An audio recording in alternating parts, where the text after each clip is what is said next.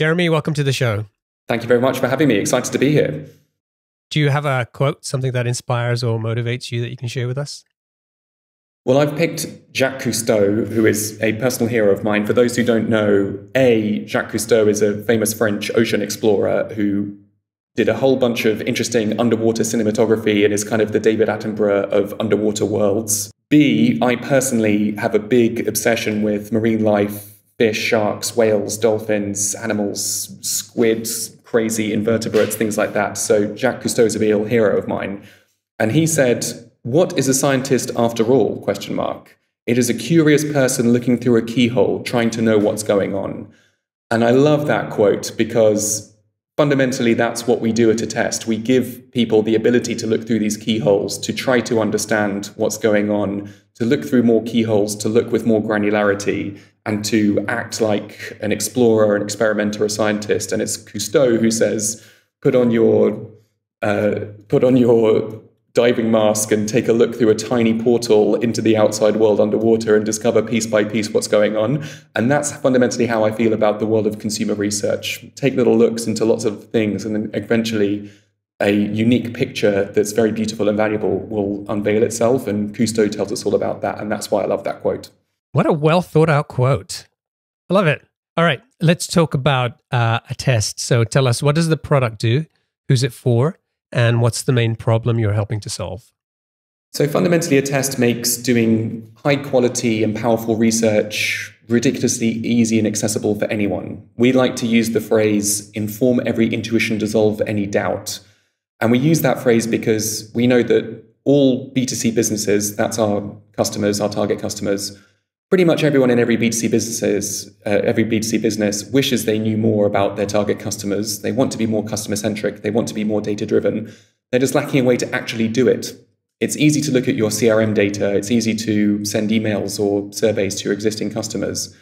Understanding the customers you don't have yet, the barriers to them using your product, the country you're not in, the segment you're weak in, the competitor you don't get, the product you've yet to launch, making the choices accurately based on what consumers think, that's alchemy, that's gold, that's the most valuable thing you get your hands on. And that's the thing that we're trying to make ridiculously easy starting in 90 seconds. We call it things like consumer research platform. We say that it makes it very easy to do very regular research all the time for anybody. But deep down, it's helping you understand the customers you need to know the most, but can reach the least, because those consumers will choose who wins or loses and decide whether you do or don't make your numbers this quarter.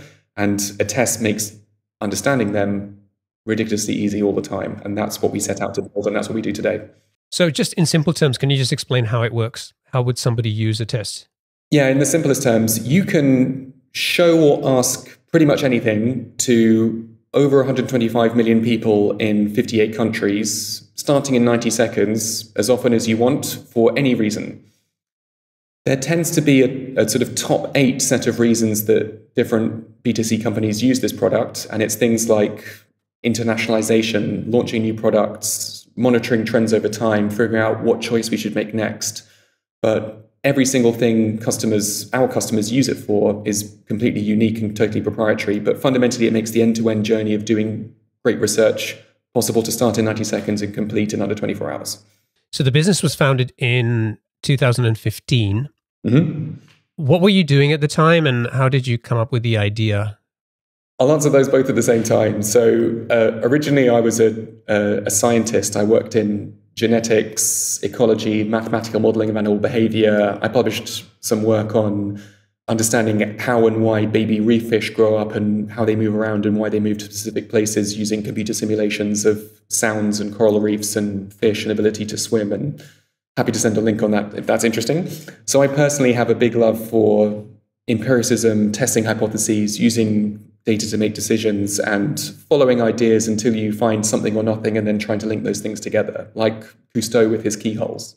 That's what I'm trained to do, and that's how I believe the world should work. I then spent 9 years at McKinsey, worked in 25 different countries, or more than that, in all sorts of different sectors, and I found that isn't how businesses work. I found rooms full of people guessing what consumers wanted, people in Chicago projecting what would work on product launches aimed at women in India. None of those people had a clue what was going on with women in India. Most of those people had never met any women in India and certainly had no data about them, nor had they tested what they wanted. So I found everywhere I looked, people were, instead of using data and experimentation, they were using their own subjectivity, guessing, or just hope. And as a scientist, that made me angry. And as a McKinsey consultant, that didn't make logical sense and I couldn't see a clear path to value. Attest basically links those two things together with the SaaS business model and then jumps on a very big opportunity in TAM. So we make it really easy to do the science thing for any company anywhere, including me when I was an analyst, or all those people I worked with who should have been using great research but couldn't get it. And then we put that together as a investment case and a sort of company story. Market research is a $90 billion total addressable market. It only serves, in my view, highly qualified, dedicated professionals who mostly live in big companies. But yet everybody in B2C businesses should do this all the time. They're just lacking a way to actually do it. So that TAM should be 10 to 50 times larger. And if we can, using SaaS automation, make a scalable solution that people can actually just pick up and use and forget about how complex it is, that would be a very valuable thing to do. That is also a thing that I care about personally that I've also seen in many places. And the genesis of Attest came from putting those three things together and then the very early prototypes of making a company out of it and some very strange things I did to prove or disprove some of those hypotheses to myself. Okay, great. So you've got the idea. What kind of, did you kind of take the McKinsey approach to kind of scope out the opportunity here and really do the research before you started kind of jumping into building the product? How did you get started? Very much so, in that I did do the McKinsey thing, all the desktop research about the TAM, the opportunity, competitors, strengths, weaknesses, dynamics. I was looking for not only a large TAM, but also some significant tailwinds around business model, funding sources, customer needs, the development of technology, and also different scalable methods that we could put in place to cause this thing to work bigger and faster and more scalably than doing a sort of terrible, quick and dirty version. We sort of embarked to build the hard thing. So I did all of the desktop work to discover roughly where to look, what to build, and what would have the greatest chance of success with the most positive forces behind it. I then paired that with some pretty weird practical stuff. So two stories here. One, before starting, even incorporating the company, I went out and did some practical work. Second, I tried to set up to fast track the first 2 years of the company and compress that into about 4 to 6 months. So on the first one, I had this hypothesis that most demand for research happens in the corporate head office, in a really important function in the org chart where all the data happens. But everyone in the org chart deep down really wants research. Everyone has questions, everyone needs answers, everyone wants to understand consumers better. And so the total demand is much higher. So to prove that out, I went to Waterloo Station. I used to live around the corner during morning rush hours and afternoon rush hour and evening rush hours. I went to 2 stores on the upper balcony of Waterloo Station and said, what do you wish you knew about your target customers in Waterloo Station that would be very valuable to you where you know nothing right now? And out came this flood of mystery, intrigue, and guesswork. They said, okay, and these 2 stores were Kiehl's skincare and Link's accessories and interesting corporate gifts. Completely butchered what they're called, by the way. I don't even know what they do anymore. So I went to the 2 store managers and they poured out all these questions. It was very clear that they had demand. What was also interesting is that their questions were remarkably consistent. What's unique about Waterloo Station and the customers that come through here and their needs that's different from what our 2 shops stand for and the supply that we've got here? What are the occasions people are buying for? What stops them from coming upstairs? Do they even know we're here? What should we sell to them that we can offer that we don't put in the front window or prioritize or emphasize right now? What would get them to come upstairs? What sort of offers do they have? What occasions are they buying for? This flood of demand came out. I was like, okay, interesting. Immediately, these people who have no access to research have really valuable, important questions, and there's a lot of consistency about their use cases. So what I did was I promised these 2 store managers, I'm going to physically go out for each of you and interview 100 people each in Waterloo Station and ask them your most valuable questions. I'm going to tabulate that data. I'm going to bring it back to you. And I physically did that over the course of 2 weeks. And I tabulated the data, took it back, and they were like, this is the most useful thing that's ever happened. And I think this will really help me and my store make better decisions about how we sell and serve these Waterloo customers. I've always thought deep down that these customers want something different from Keels or Links than we set out to create. But yet, head office don't let me do that. Here is some evidence that will cause me to do ranging differently, to do promotions differently, to market downstairs and to spend some budget on that, and I'll know roughly what the ROI needs to be for the first time. Can I share this with head office? Can we do this again for other stations? Can I do this in more places and countries and use cases and product lines? And by the way, we've got Easter coming up. What can we do about that? And so there was clearly hypothesis proven around more demand and hypothesis proven about everyone needs this, not just professionals doing research projects. Did you charge them for the work you were doing? No. The value I was getting was testing hypotheses for a test and also very early product prototypes around what do you need to know and how do you want to receive the data. So if anything, I should have been paying them. So like, how did they react to you coming in? Like, it kind of sounds like, a bit of a weirdo coming in asking these questions and saying, I'm going to not just interview like 10 people for you. I'm going to spend like 2 weeks and 100 people and come back and do all of this work and you don't have to pay for it. Were they skeptical? Were they like, what was the reaction? I think both of them were deeply skeptical. They were like, who the hell is this guy? And are you a mystery shopper? Have you been sent here by firm legal to test our data security? And then I tried to keep two motivations at heart. So one is I tried to be very disarming. So I tried to basically say, what's the worst that can happen? And tell me some of your biggest problems. You don't need to tell me all your biggest problems, but tell me the ones that you can actually learn from consumers. I don't need to know why. I just need to know what you wish you knew. That's the only thing I care about. And I will promise to come back to you on this day at this time. And I'm going to ask you when you're on roster, on shift here, and I'm going to converge that time and I will be here. I think the second thing that worked in my favor is I think they both fundamentally believed that I wasn't going to do it. And they were like, yeah, I'll believe it when I see it. And so when I did come back, I think they were more shocked when I came back with real data and was happy to talk through it for an hour and a half each than they were shocked when I asked in the first place. So using both of those things to our advantage, I always like to think about interest alignment. Where are the fears and how can we preclude them or remove them? And where are the interests around points of value and how can I align with them? And both of those had a fear of losing data or doing something wrong. Both of them had no belief I would come back. So I tried to demonstrate to them I would come back. And then when I did come back, I really followed through and made it valuable to them.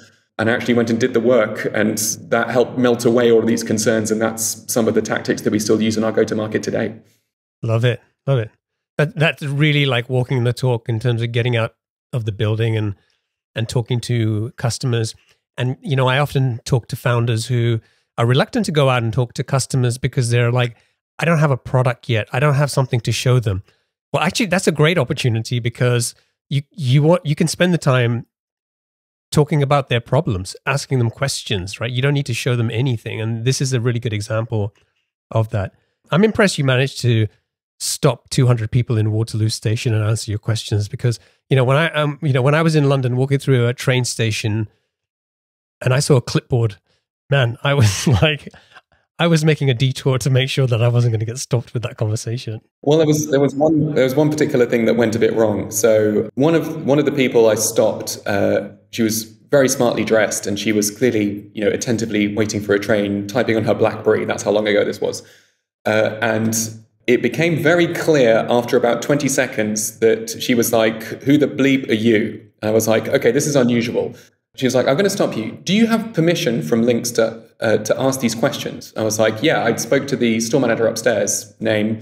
She was like, that's very interesting because I'm actually the area manager for Southeastern London for Links of London, the parent company of that store. And I haven't authorized this. I was like, well, I'd love to know what you think about the problems with this store and what you think the opportunity is. And by the way, if you'd like to receive the data, I'd love to send it your way. She was like, I would like to receive that data. Thank you. And I'd also like to know how useful the store manager is. And I'll be following up on that. And I'll be following up with you on what you think about their perceptions of the value, because this might be something you want to repeat. So it turned a very alarming moment into a potentially very high value one in about 10 seconds. But there was a big surprise there in 10 seconds where it could have gone either way. And that was a bit spicy. All right. So a lot of companies talk about, we're a fast growing SaaS company. You guys went from 0 to first million in ARR in about what, 7 months? 7.5 months, I think. 7.5 months. So tell me, how did you do that? Okay, so you've done some validation, you've done the desk work, the research, and you've identified the market and the opportunity there. How did you go from 0 to building a product, getting it out there, figuring out, the problems with it and fixing that, and then selling it quickly enough to hit that million ARR so quickly? Yeah, so there's sort of two crucial periods in the first 2.5 years in the life history of the company. So part one was I was trying to compress the first 2 years of product and fundraising and revenue and all of that stuff. From the outside, that was the bit that I was a bit wary of as a founder. That long and extended period of scratching around for revenue and funding, and I wanted to find a way to kind of life hack that, and went about that in a couple of different ways.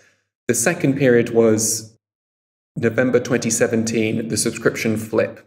So we had a whole bunch of people using the product, early beta users, and then overnight we basically said, you can only buy this on an ARR basis when you never had before, and you need to commit to using it regularly and forever because we want you to, which was a big and bold move. We had a lot of sort of reasons to do that, both commercially, but also our belief in why it would work. And that is what led to that milestone of reaching 1 million ARR quite quickly. Happy to talk about either period. Do you want me to talk about both? Yeah. Let's uncover both of those, because I think there are some important lessons there that we can share. Yeah. So that first period of trying to compress 2 years of startup into 4 to 6 months, that was May 2015 to September 2015.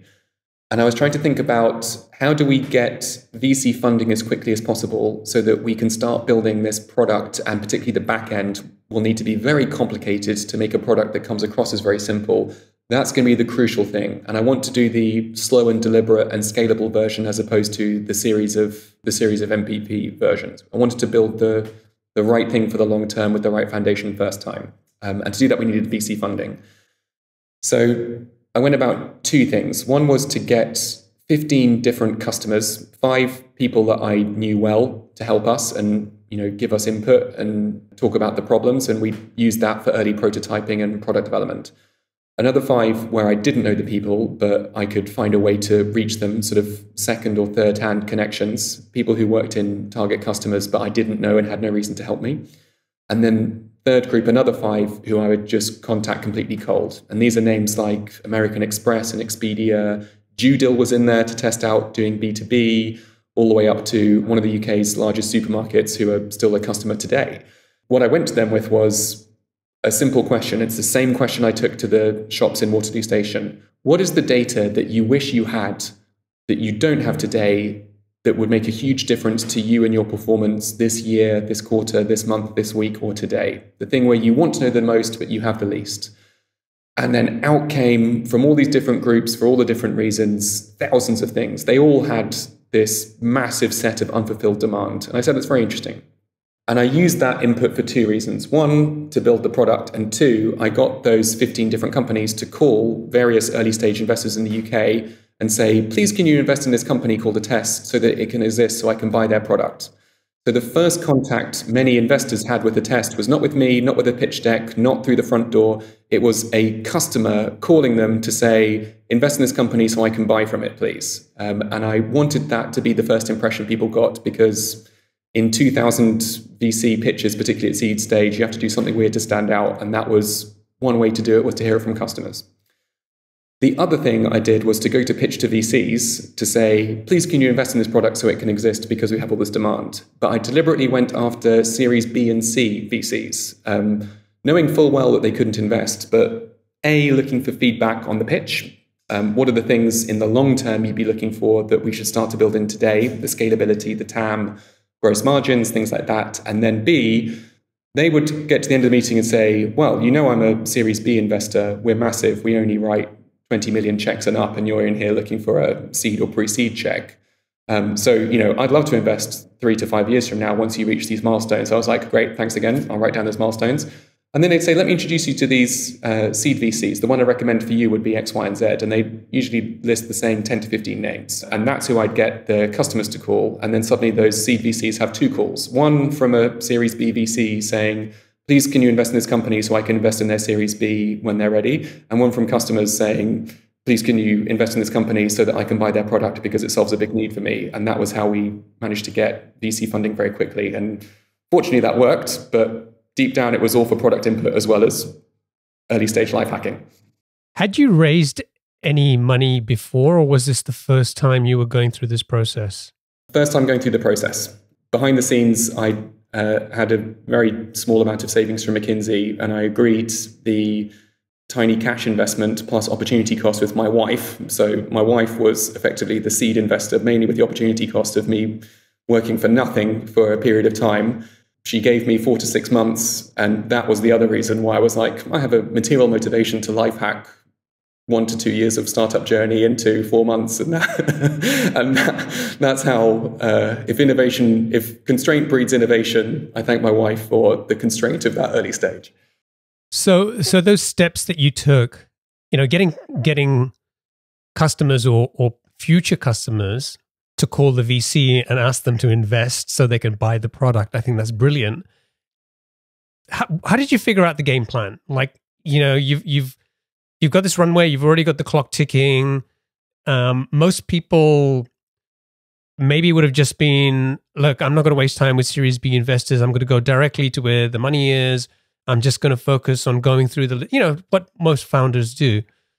And here you were trying to persuade these, potential customers to fall in love with this product that hasn't been created yet, and then talking to Series B investors. How did you figure that out? Or was it was it deliberate or was it accidental? It was deliberate. And what I was trying to do was to use alignment of interest to defeat the 2 things that we didn't have. So we didn't have revenue and we didn't have product. Particularly in European and London-based early stage VC funding, unlike the US, people are often looking for early flashes of revenue and growth rate in MAUs and early metrics, and they're trying to extrapolate those trends. We de facto didn't have any of those. We didn't have a product. What could I use as a proxy for revenue? Customer demand. What's the best way to validate customer demand in the eyes of VCs? One way is to get case studies or quotes. Another way is to get the customers to call the VC and say, please invest in this company so it can exist so I can buy it. Better to hear it firsthand than secondhand. So I used the customer demand as a proxy for revenue, and I tried to deliberately engineer the maximum effect version of how potential investors would hear about that demand, and effectively delete the question of revenue and replace it with demand exists, it's not going to be a problem. And because they've heard from a bunch of customers that it's not going to be. The second thing is I was trying to think about the interests of seed VCs, and most seed VCs in Europe, they're interested in really helping very actively in early stages, getting in at an early stage with fair valuation, setting good standardized terms to build a platform for future investors to come in, and then to take up pro rata rights. And I was thinking, okay, the motivation of the seed VCs is to pick the best companies, but fundamentally they're in for an investment horizon, a return, and someone else is going to pick up the lead role at Series A or B. And then not the work of the seed VC is done, but that's the principal concern they have on their mind. Is it going to succeed, and who's going to be interested in it for the next rounds? So the best way I could think of to defeat that concern was to hear directly from the source that the next round is very interested on the basis of SaaS business model, total addressable market, and a bunch of other things that I noted down as to what those VCs would want. That's what I spoke about in my seed pitch. It was what the Series B investors wanted. And then I also had demand from Series B investors saying, please invest in this company so it can exist, so I can lead their Series B once they grow into it. And that's what your funding is for, and thanks. So I was just trying to think about the interest, think about our assets, think about our gaps, try to fill in those gaps, and then try to put the assets to work in the greatest possible effect.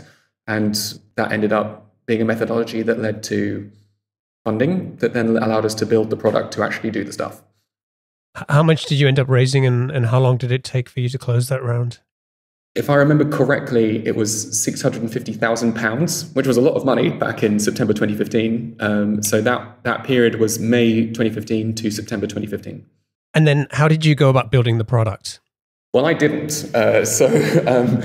Over a beer tap in a WeWork at an event called Three Beards Don't Pitch Me Bro, which is where four startups pitch their idea and a bunch of people in the room give brutal feedback with beers and burritos.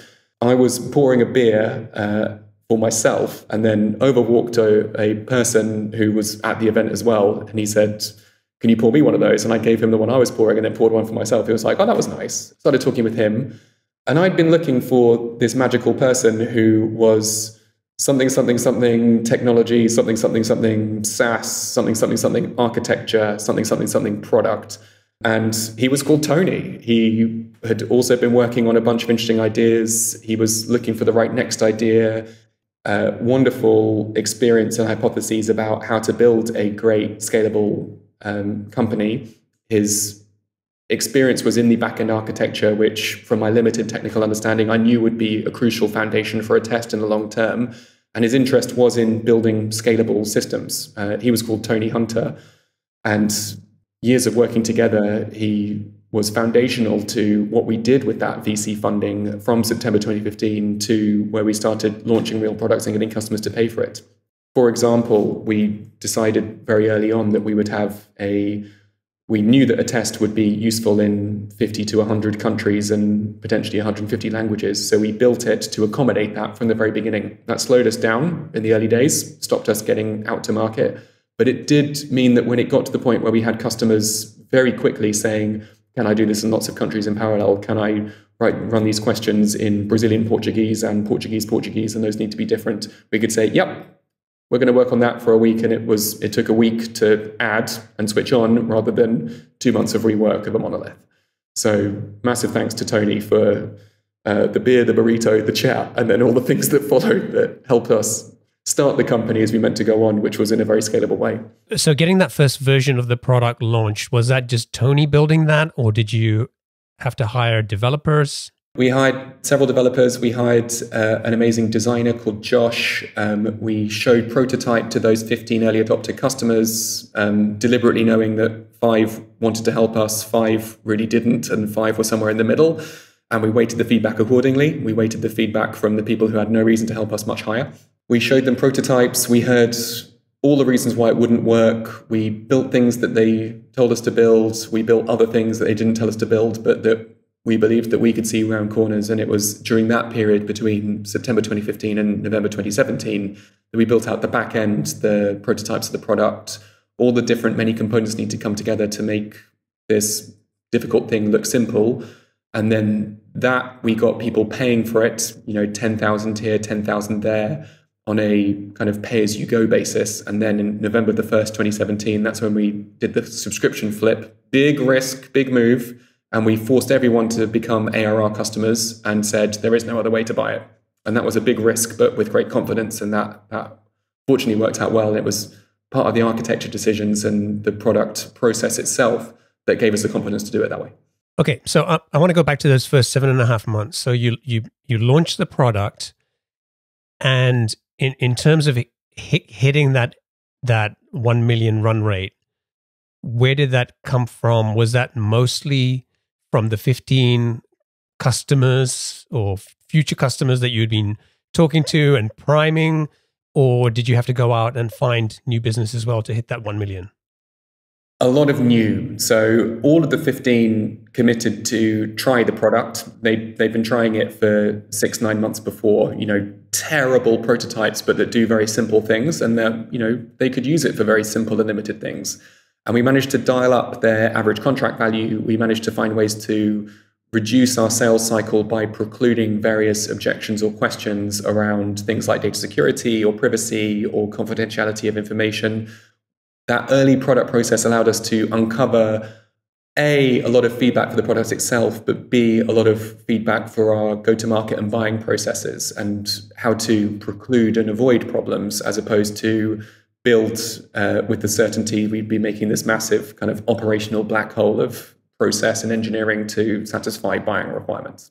So we had, approaching the subscription flip in November 2017, we had a bunch of different companies beyond the original 15 using the product for random stuff when they remembered to do so. What we wanted instead was people who commit to using Attest for a year or longer for not knowing what it's going to be useful for, but knowing that it's definitely going to be an activity that has significant value, because your biggest problem and what you need to know about your target customers is a moving target. And next week is going to be very different from this week, as we've seen play out over the last few years, indeed.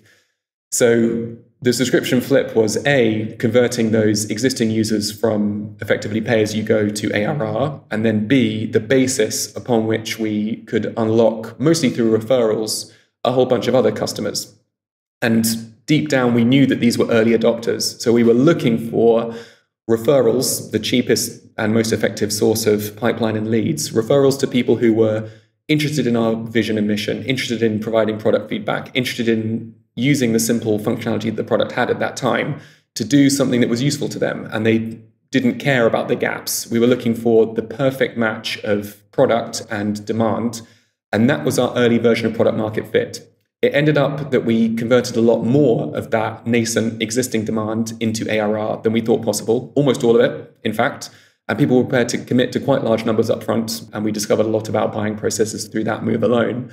And then through referrals, word of mouth, and then just diligently following up with a highly vision and mission aligned proposition on you can use this project for magic things that solve your biggest and most valuable gaps in your understanding of your target customers. What does that mean for you? That caused us to meet lots of interesting customers, and they were prepared to commit on the same basis. And we still, to this day, have a remarkably fast sales cycle with a reasonably high average contract value. Put those two things together, that makes us very fast moving through markets and sales processes, but also quite working capital efficient. And that ended up being a good formula for fueling a bunch of different go-to-market motions that followed. So how long is your sales cycle, and what is your average contract value? Sales cycle is 29 to 30 days. Average contract value is about $45,000, but goes down to 20,000 and up to many, many six figures. So why do you think you're able to close that quickly in these size deals? Is it because you've hit an issue that clearly resonates with your target market? At a moment where they need it urgently. So exactly what you said, but at a moment where they have a specific need. So where Attest starts best is where a B2C business suddenly realizes, wow, we are completely failing in 3 of our 30 global markets, and we don't know why. What do these mysterious Germans want from us? I don't know. I've never known. And clearly we don't know, and it's not working. What do they want? What do they buy instead of Fever Tree tonic water? What do they want to mix it with? Why don't they buy it? Is it the photos? Is it the word Fever Tree doesn't translate well? Is it because it's British? Is it the price point? Is it the color scheme? Is there another tonic water brand in Germany that we haven't heard of yet? What is it? Why don't you want our thing? And at Attest, we can just say, let's ask them.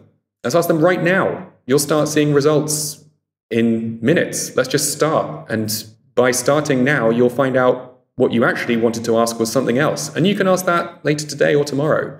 Just start. And that ends up being quite a compelling thing that people want to start very quickly. Is that doing a demo like that? Is that part of the sales process, and actually pushing out some question and kind of getting that back? That's got to be pretty powerful. It can be. So we do that sometimes in our sales process. There's a free version of our product that anyone can try and use. Happy to send a link if that's helpful. And you can use that to ask or show anything to 100 people in the US or the UK. And people use that for wild stuff. We often get CMOs using that trial and freemium version in secret to test their weirdest and wildest ideas. And every now and then one of those makes it out into the ecosystem, and we can see loads of other people in their company testing that idea and looking for iterations. And it's just fascinating to see that behavior. That's what we want. That's why we're here. That's why we exist. But now we tend to blend together a whole bunch of different buying processes and buying journeys. Because we're expanding a market and fulfilling demand that previously had no home before, we need to offer a whole bunch of different ways to learn about it. There's a whole bunch of objections or barriers as to why you wouldn't do research, or why you wouldn't use a test, or why you wouldn't start now. And can I write the right questions? Can I use this data? It starts arriving every day. Can I do it in Brazil as well as Canada? Can you do videos in New Zealand? Yes, yes, yes, yes, yes. And just go for it is the answer to all of that. But different buyers want to discover these things and try these things in different ways. So we offer quite a wide number of different discovery and buying processes and quite a number of different go-to-market motions. We use product-led, we use marketing-led, sales-led. Land and expand is big for us, particularly in certain verticals and buyer personas. So we've sort of let the buyer choose how they want to learn about this product, and what comes back is whatever suits them. Supporting all of that is difficult. Fitting it all together is quite difficult. Attribution and ROI is also therefore very difficult, but that's part of the gift of having a large TAM, in that deep down, none of that really matters. We offer what the customer wants to do and how they want to discover it, and we're here at the end to make it real in the product. How big is the business today? What are you doing in terms of revenue? What's the size of the team? We are 167 people, split across London, New York, and then a bunch of other interesting places all over the place. We are well over, I can't say the exact number, but let's go with a while ago, we crossed 10 million ARR, and we're well over that now. And then we track usual SaaS metrics around CAC payback, magic number, gross margins, new logo ACV, install base ACV, different expansion motions, the drivers of those expansion motions, things like that. That's part of the engineering and alchemy that helps us put our product and our vision and mission in more people's hands. And deep down, we exist to make that really simple. And that's over $10 million ARR. Yes. And that's a while back now. Great. And in terms of funding, you're now raised about, what, 104 million? About that, depending on FX rates. Yeah. I want to talk a little bit about freemium. That was something that you tried. You said you have a free plan, but you tried something else that didn't work out quite as you expected. Yeah, this is going back probably 18 months plus now. So, I mean, freemium is pretty much flavor of the month still now, as is product-led. I just came back from SaaSta, the big SaaS event on the West Coast, and everyone's still talking about product-led as a source of great efficiency and scalability, particularly for lower average contract value businesses or user or seats-based businesses. We tried to jump on that 18 months ago, and it completely bombed. So we tried to create a kind of Notion style, try it for free, Slack style, under a certain limit of users, you don't really pay anything. And then we'll try to build that as kind of a nurture campaign, keeping the cost of service low, but keeping the conversion and intent high, giving some value to customers, but withholding some of it. We just could never find the right set of conditions where two problems were satisfied. One, when we give away a product which is so valuable, like Attest, with such high ACV across our users, when you give it away for free, people start to wonder about the quality, and that ended up being a real problem. We spend a huge amount of effort on data quality and validation across a whole bunch of things that we do, just to make sure that the data that reaches our customers is as accurate as we can make it and continuously improving. But giving it away for free ended up causing users to ask questions that have great answers but take a long time to answer.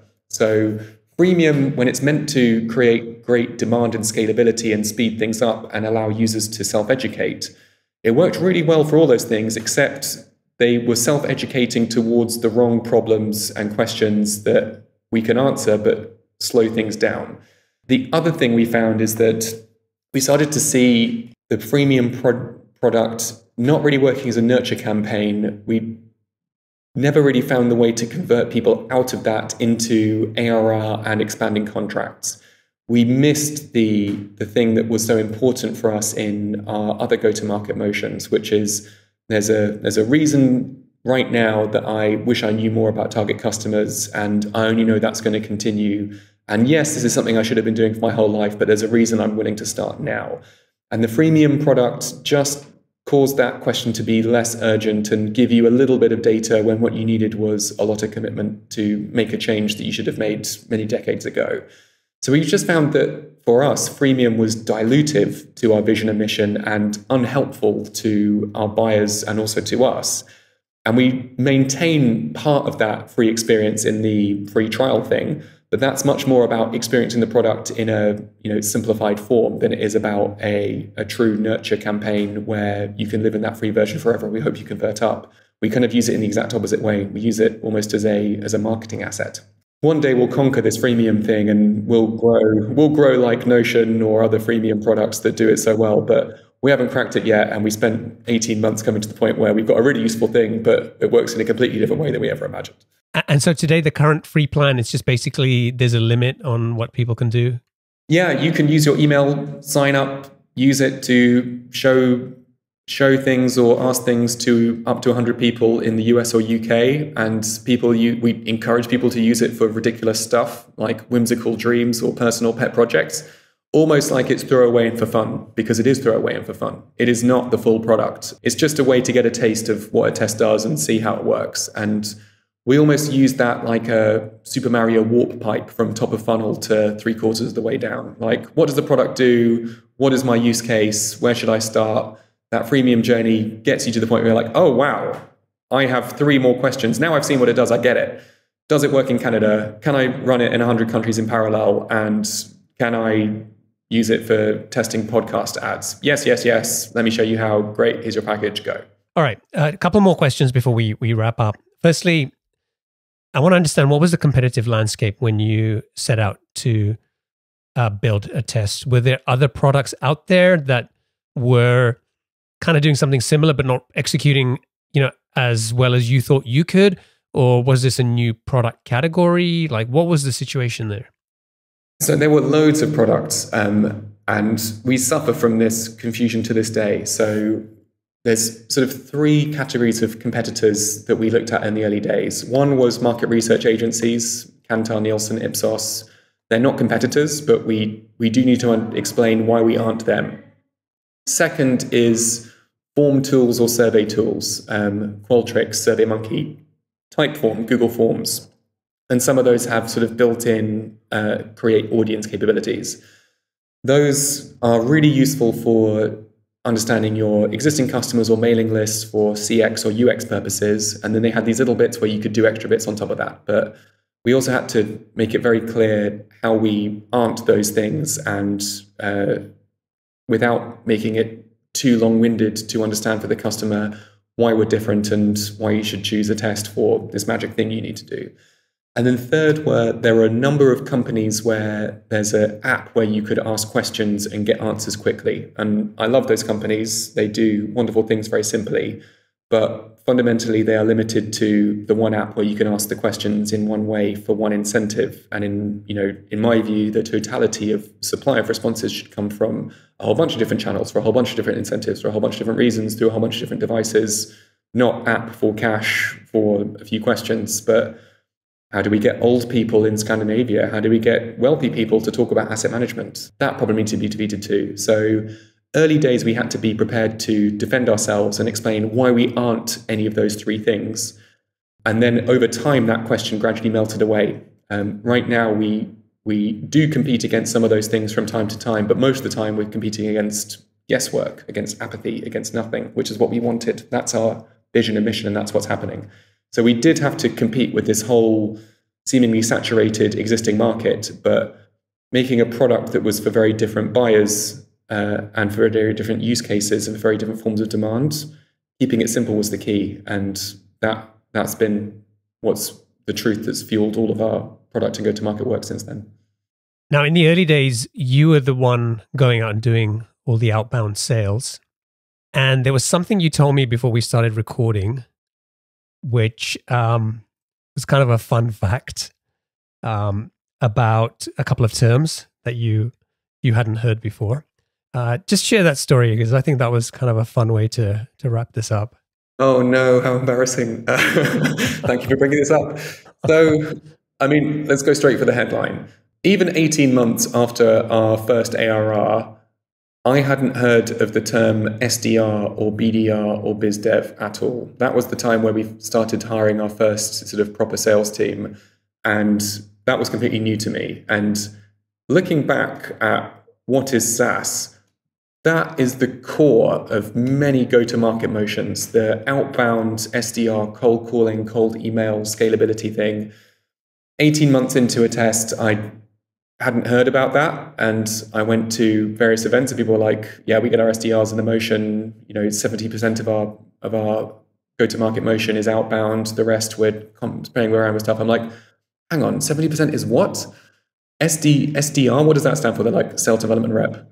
You might know them as BDRs. I'm like, what, are those the same thing? They're like, are you serious? You haven't heard about this? I'm like, interesting. And looking back, maybe that was a gift because even now we have a really nice balance between outbound, inbound, sales-led, marketing-led, product-led, freemium, assist versions. And having that balance is something that by accident we have from the beginning. But that was a really embarrassing moment for me where I was like, one of the principal components of most SaaS companies, even 18 months in, never heard of it, didn't know what it was, had to learn on the spot.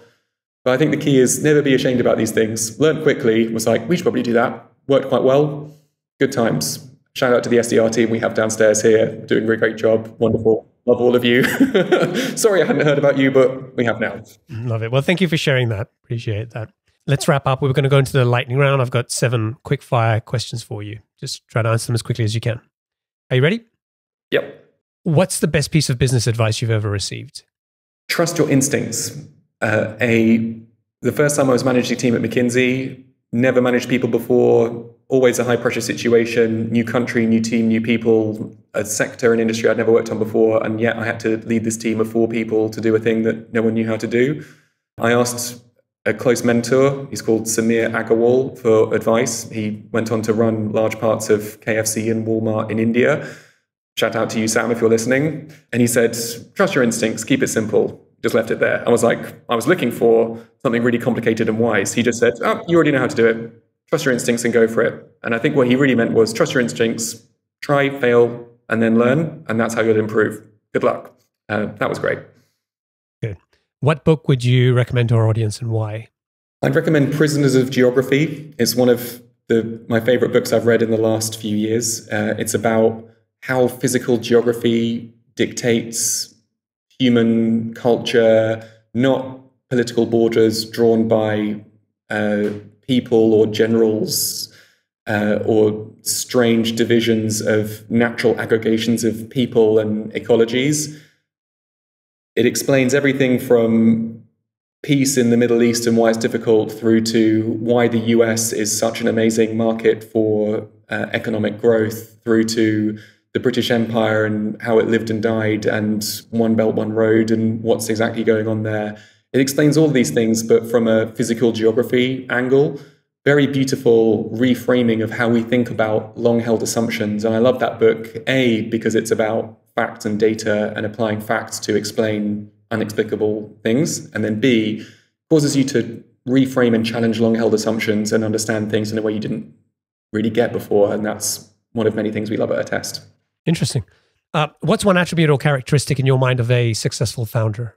Probably one quite subjective to us, but I like suicidal transparency with teams, with customers, straight down the middle, say exactly how it is, say what we're doing about it. When there's problems, own up to it, put the bad news first, show people, help them learn from the experiences of all of the successes and failures of startups, admit problems with the product, be honest about it. That approach never backfires. Suicidal transparency. So I wouldn't say that's a characteristic of all successful founders, but that's one that we like to stick with here, and that's one that personally I hold very true.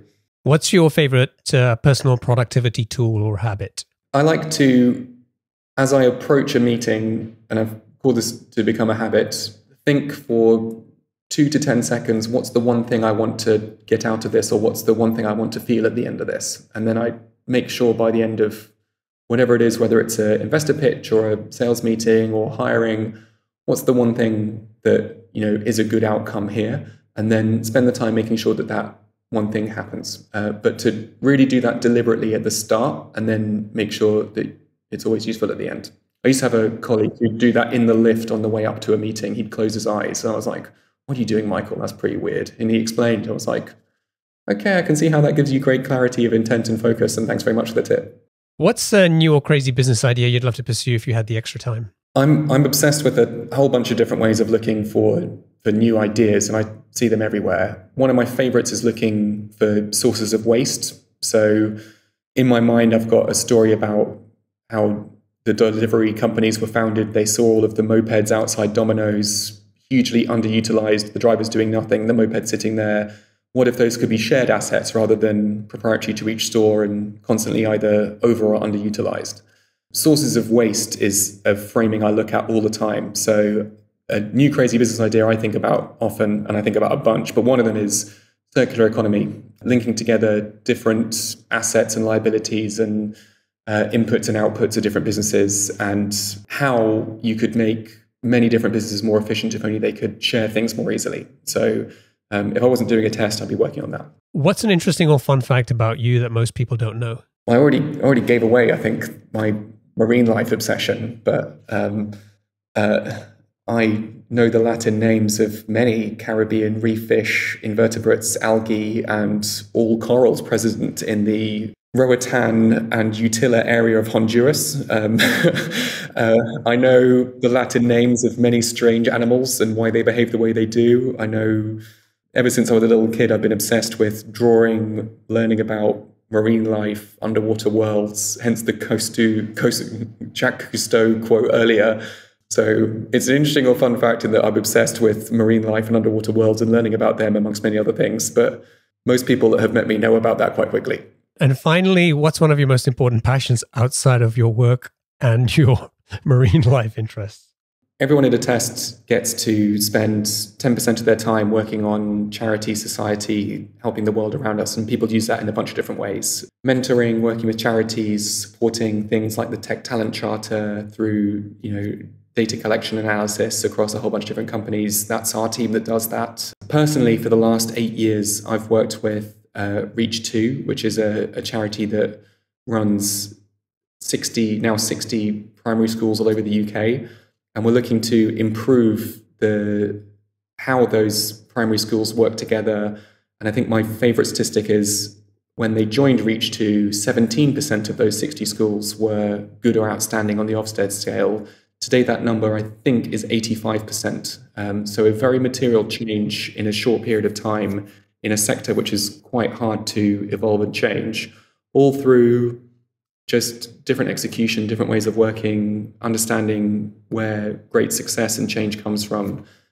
So I was a trustee of Reach2 for 8 years, chair for 4 years, and I love seeing the impact that permanent gift of education can have, and making that a good or outstanding education when it might not have been otherwise. I think that's a wonderful thing, and helping transform a sector that's quite difficult to change. That's another thing that I personally find very fascinating, but also creates wonderful impact out there in the world. Thank you for taking the time to chat with me. It's been a great conversation. Congratulations on the success to date with Attest, and I'm looking forward to seeing where you continue to take this business. If people want to find out more, they can go to attest.com. That's ATTEST.com. And if people want to get in touch with you, what's the best way for them to do that? LinkedIn, I'm on there. Through Attest, we have lots of different ways, as I mentioned, that you can come and learn about Attest and discover our product. Always happy to chat there. And it's not hard to guess my email address. First name, last name, @domain. Go for that. Or come find us in Shoreditch or New York. We're always open to chat. And thank you very much for the time. It's been wonderful to chat, but no need for any congratulations. I think if you round our market share of our opportunity, the nearest number, that's 0%. So maybe congratulate us when we get to 1% market share. 1%. Yeah, we'll celebrate that. All right. Awesome. Thank you so much, Jeremy. It's been a pleasure. Cheers. Been a pleasure.